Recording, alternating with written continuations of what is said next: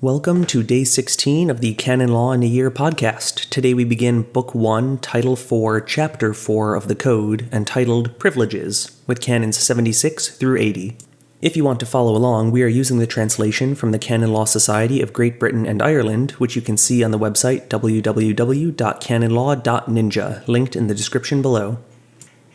Beginning. Canon 76. A privilege is a favor given by a special act for the benefit of certain persons, physical or juridical. It can be granted by the legislator and by an executive authority to whom the legislator has given this power. Centennial or immemorial possession of a privilege gives rise to the presumption that it has been granted. Note: this is reminiscent of Canon 26, which states that a lawfully observed custom gains the force of law after 30 years.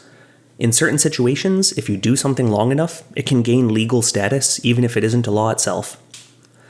Continuing. Canon 77.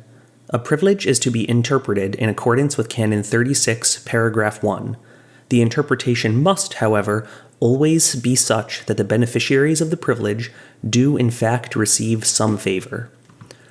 Note: Paragraph 1 of Canon 36 establishes that if an administrative act restricts or harms someone, it must be interpreted strictly, thus to limit the inconvenience. Canon 77 still leaves open broad interpretation as long as the privilege does not negatively affect a third party. Remember, hateful things are to be restricted and favors extended. Continuing. Canon 78. A privilege is presumed to be perpetual unless the contrary is proved. A personal privilege, namely one which attaches to a person, is extinguished with the person. A real privilege ceases on the total destruction of the thing or place. A local privilege, however, revives if the place is restored within 50 years. Note: so if a person has been granted a privilege and they die or are extinguished, so does the privilege. If a privilege, such as an indulgence, was attached to a physical thing, like a rosary or a crucifix, then the destruction of the thing removes the privilege. But if a church had certain privileges and it burned down, as long as the rebuilding begins within 50 years, it would keep the privilege. Canon 79.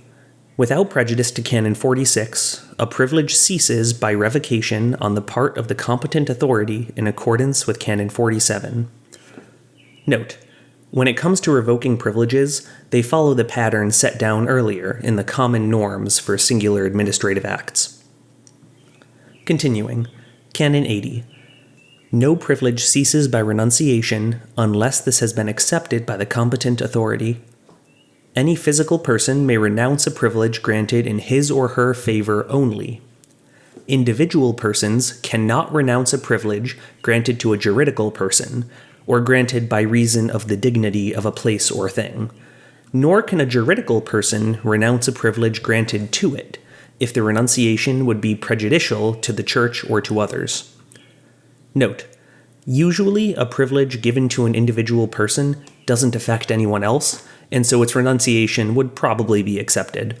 But a privilege granted to a community may not be renounced by any individual, as it was granted to the entire community. That brings us to the end of Day 16. I will see you all tomorrow for Canons 81 through 84. Have a great day, and God bless you.